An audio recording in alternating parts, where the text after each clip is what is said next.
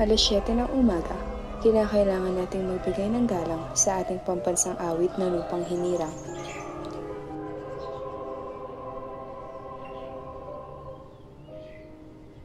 Bawat oras na pumapatak sa pag-aaral ng leksyon ay may kasamang ngiti sa labi kapag napapalapit na ang oras ng tanghalian kung saan makakasama mong kumain ang iyong mga kaibigan.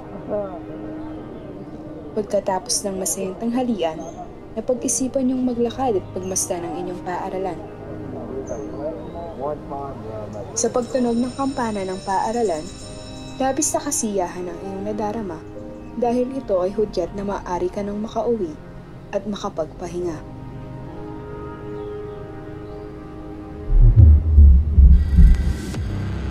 Sa pagpulat ng iyong mga mata, yung dating masaya at maingay na silid-aralan ay nabalot ng kalungkutan at takot dulot ng pandemya. May bagal ang lahat. Ang dating masaya at puno ng estudyante na paaralan ay biglang naging tahimik at malungkot dahil sa pagpasok ng hindi inaasahang pandemya.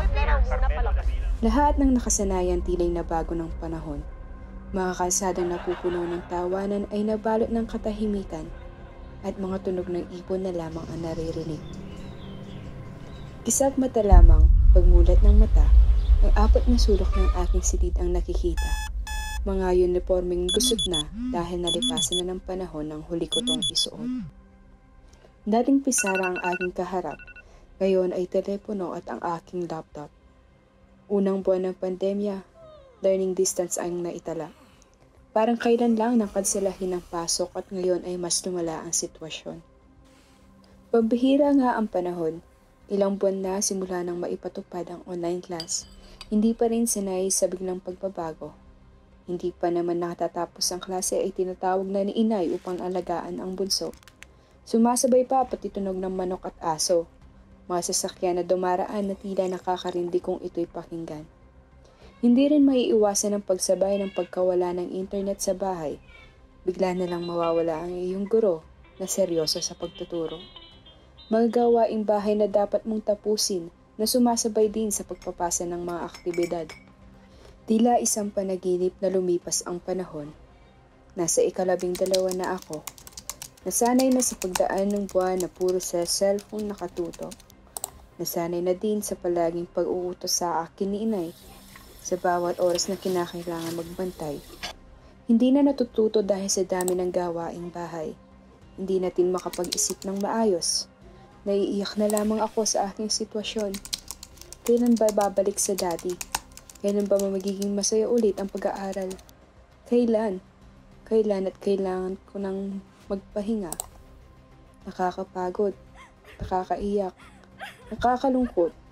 Bawat sa pagkain ko ay wala akong gana. Paminsan ay hindi na ako kumakain sa dami ng iniisip. Kamusta na kaya ang iba? Okay pa ba sila? Namimiss ko na ang dati. Namimiss ko na makita ang alitan sa silid-aralan. Tawanan, yung mga magkakaibigan na laging nagja-jamming sa likod ng silid. Mga nakikikain. Mga palaging tulog sa klase. Mga kaklaseng magpabanyo lang at mayat-mayang may dalang Shanghai. Sana panaginip lang ang lahat.